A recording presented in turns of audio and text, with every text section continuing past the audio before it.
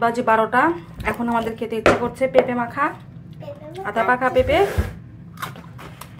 ঝোল দিয়ে মজা।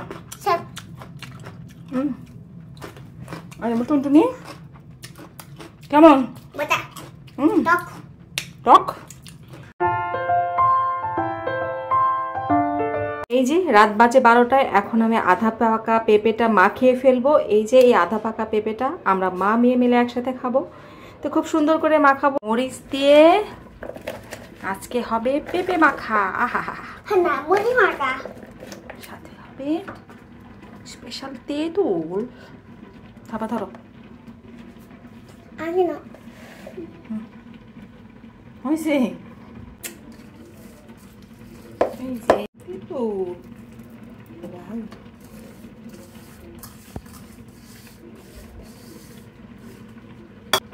সাথে দিব সরিষার তেল।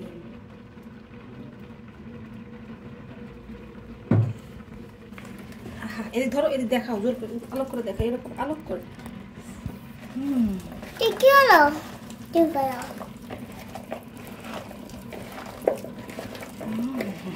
তেঁতুল মাখা খেতে ইচ্ছা করে।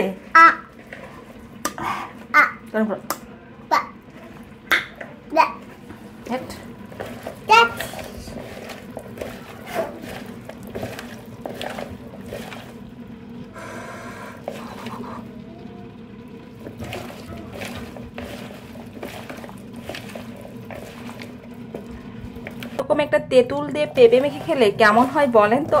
কি যে মজা! তেঁতুল দিয়ে পেঁপে মাখা মানে একদম মজা। এই যে মজাদার তেঁতুল দিয়ে আধা পাকা পেঁপে মাখিয়েছি, ভীষণ মজা। বাজে 12টা। এখন আমাদের খেতে ইচ্ছা করছে পেঁপে মাখা, আধা পাকা পেঁপে ঝোল দিয়ে মজা। টুনটুনি কেমন? টক। আজকে রান্না করেছিলাম হচ্ছে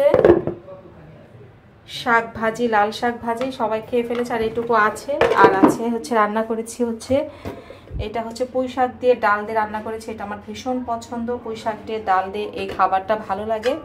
তো এখন বাকি সবগুলো উঠিয়ে রাখবো। আজকে বাসায় গ্যাস ছিল না, তা হচ্ছে আমার জায়ের বাসা থেকে রান্নাঘর থেকে রান্না করে এসেছি। তো এটা আমার ভীষণ ভালো লাগে।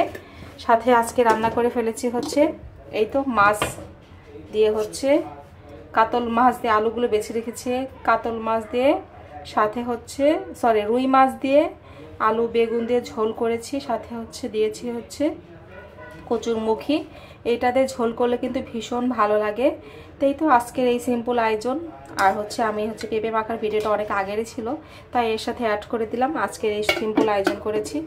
তাই তো এখন এগুলো সব খাওয়া দাওয়া শেষ, সবার উঠিয়ে রাখবো, কালকে আবার খাবো। যেহেতু গ্যাস এখন আনা হয়নি, গ্যাস আনতে যাব।